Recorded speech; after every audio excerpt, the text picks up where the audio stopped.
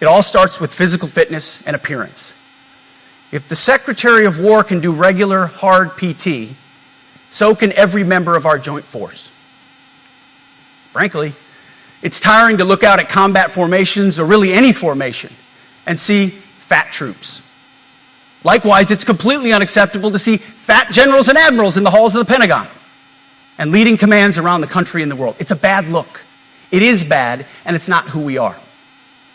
So whether you're an airborne ranger or a chairborne ranger, a brand new private or a 4-star general, you need to meet the height and weight standards and pass your PT test. And as the chairman said, yes, there is no PT test. But today, at my direction, every member of the joint force at every rank is required to take a PT test twice a year, as well as meet height and weight requirements twice a year, every year of service. Also today, at my direction, every warrior across our joint force is required to do PT every duty day. Should be common sense. I mean, most units do that already, but we're codifying it. And we're not talking like hot yoga and stretching. Real hard PT, either as a unit or as an individual. At every level, from the Joint Chiefs to everyone in this room to the youngest private, leaders set the standard. And so many of you do this already. Active, Guard, and Reserve. This also means grooming standards. No more beards, long hair, superficial individual expression. We're going to cut our hair, shave our beards, and adhere to standards. Because it's like the broken windows theory of policing. It's like when you let the small stuff go, the big stuff eventually goes. So you have to address the small stuff. This is on duty, in the field, and in the rear. If you want a beard, you can join Special Forces. If not, then shave. We don't have a military full of Nordic pagans.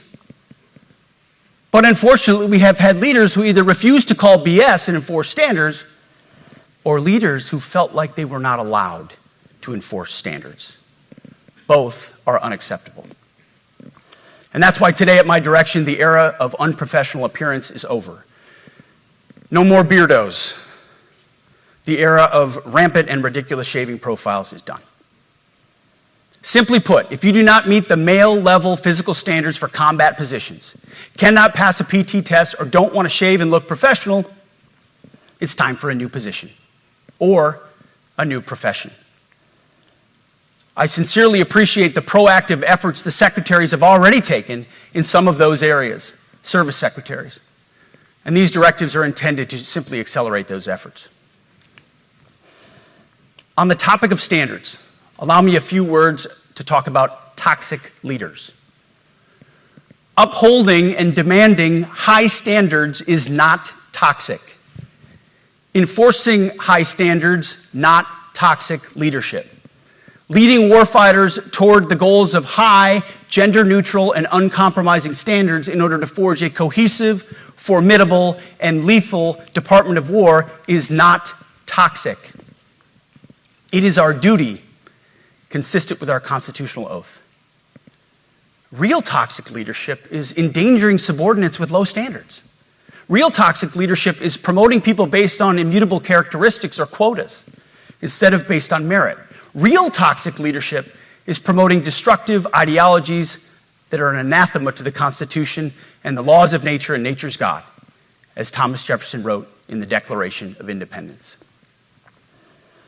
The definition of toxic has been turned upside down, and we're correcting that. That's why today, at my direction, we're undertaking a full review of the department's definitions of so-called toxic leadership, bullying, and hazing, to empower leaders to enforce standards without fear of retribution or second guessing. Of course, you can't do like nasty bullying and hazing. We're talking about words like bullying and hazing and toxic. They've been weaponized and bastardized inside our formations, undercutting commanders and NCOs. No more. Setting, achieving, and maintaining high standards is what you all do. And if that makes me toxic, then so be it. Second, today at our direction, we're ensuring that every service, every unit, every schoolhouse, and every form of professional military education conduct an immediate review of their standards. Now, we've done this in many places already, but today it goes across the entire Department of War. Any place where tried and true physical standards were altered, especially since 2015 when combat arms standards were changed to ensure females could qualify, must be returned to their original standard. Other standards have been manipulated to hit racial quotas as well, which is just as unacceptable. This too must end. Merit only. The president talks about it all the time, merit-based. Here are two basic frameworks I urge you to pursue in this process. Standards I call, my staff's heard all about them. The 1990 test is simple. What were the military standards in 1990? And if they have changed, tell me why. Was it a necessary change based on the evolving landscape of combat? Or was the change due to a softening, weakening, or gender-based pursuit of other priorities? 1990 seems to be as good a place to start as any. And the E6 test. Ask yourself, does what you're doing make the leadership, accountability, and lethality efforts of an E6, or frankly an O3, does it make it easier or more complicated? Does the change empower staff sergeants, petty officers, and tech sergeants to get back to basics? The answer should be a resounding yes. The E6 test, or O3 test, clarifies a lot, and it clarifies quickly. Because war does not care if you're a man or a woman. Neither does the enemy. Nor does the weight of your rucksack, the size of an artillery round, or the body weight of a casualty on the battlefield who must be carried. This, and I want to be very clear about this is not about preventing women from serving. We very much value the impact of female troops. Our female officers and NCOs are the absolute best in the world. But when it comes to any job that requires physical power to perform in combat, those physical standards must be high and gender neutral. If women can make it, excellent. If not, it is what it is. If that means no women qualify for some combat jobs, so be it. That is not the intent, but it could be the result, so be it. It will also mean that weak men won't qualify because we're not playing games. This is combat. This is life or death. As we all know, this is you versus an enemy hell-bent on killing you.